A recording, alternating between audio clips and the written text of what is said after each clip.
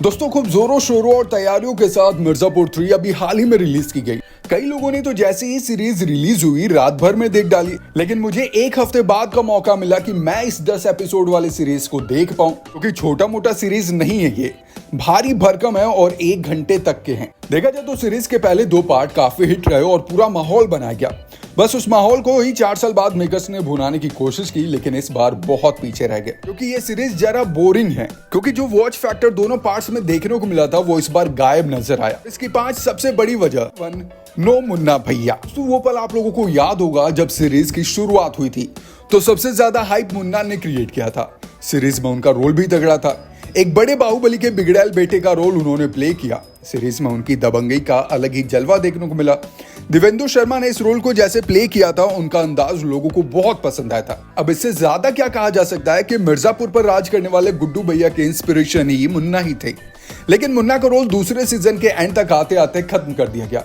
इस सीजन में तो वो बिल्कुल ही नजर नहीं आए और सबसे बड़ा मिसिंग फैक्टर भी मुन्ना भैया ही है, क्योंकि इस कैरेक्टर की अपनी एक अलग फैन फॉलोइंग थी और उनका होना सीरीज में बहुत मायने रखता था। हम देखते हैं इस सीरीज में कि उनका अंतिम संस्कार कर दिया गया।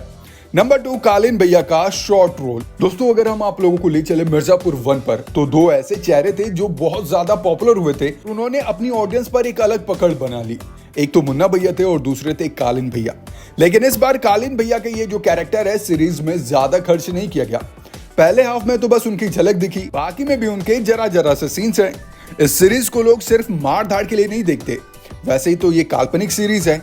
ऐसे में जो कालीन भैया का कैरेक्टर गढ़ा गया वो सीरीज की जान है। उनके बिना सीरीज के 10 एपिसोड को घसीट ले जाना बहुत रिस्की था। पता नहीं मेकर्स ने ये रिस्क लिया ही क्यों। 3, अपीलिंग किरदारों की कमी। पिछले सीजन में देखा गया कि कैसे लाला और रॉबिन के किरदारों ने दर्शकों को खूब मौज कराई, लेकिन इस बार इन दोनों किरदारों पर उतना फोकस नहीं किया गया। ये भी नोटिस करने की बात है कि ऐसे नए किरदार लाए ही नहीं गए। लाना चाहिए था, मजा तभी तो आता है। इस बार की सीरीज में कुछ भी नया नहीं था। अब बात करें नंबर 4 की, तो अच्छे डायलॉग्स की कमी। सीरीज पर शुरुआत से ही ऐसे आरोप लगते रहे कि इसमें काफी गाली गलौच है। इस बार भी है, लेकिन पिछले दोनों पार्ट्स में डायलॉग्स का काफी अहम रोल था, जो कि इस बार वो गायब दिखा। इस तीसरे सीजन में क्या किया गया कि गालियां और ज्यादा भर दी गई। आम बोलचाल जो चलन में है उसे रियलिस्टिक दिखाने के लिए गालियों का इस्तेमाल किया जाता रहा है, लेकिन इसका मतलब ये तो नहीं कि आप डायलॉग्स ही खत्म कर दें। अगर आप लोगों को लाला का कैरेक्टर याद होगा तो उसका एक अलग ही डायलॉग है, या फिर कहें तकिया कलाम है, बड़े हरामी हो मियां। वही रॉबिन की बात करें तो वो बातों बातों में कहता है कि ये भी ठीक है कहना। ऐसे कुछ छोटे छोटे इनपुट्स ने दूसरे सीजन को खास बना दिया था, लेकिन इस बार ये सब कुछ मिसिंग लगा। पॉइंट नंबर 5, ये आखिरी पॉइंट और इंपॉर्टेंट इसलिए हो जाता है क्योंकि सीरीज वैसे ही इस बार ज्यादा ग्रिपिंग नहीं है। ऊपर से इसे लंबा खींच दिया गया। मतलब अगर 10 की जगह 8 भी होते तो बहुत मजा आता, और सभी लंबे लंबे। एक सबसे बड़ा नेगेटिव पॉइंट है इस सीरीज का, जिसे आप देखकर बहुत ही बोरिंग फील करते हैं। तो ये कुछ 5 पॉइंट है जो सीरीज देखने के बाद मुझे लगा।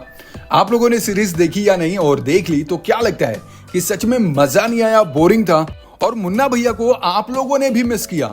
नीचे कमेंट बॉक्स में अपनी अपनी राय हमें जरूर शेयर करें, और ऐसी इंटरेस्टिंग वीडियोस के लिए हमारे चैनल को सब्सक्राइब करें। Thank you so much.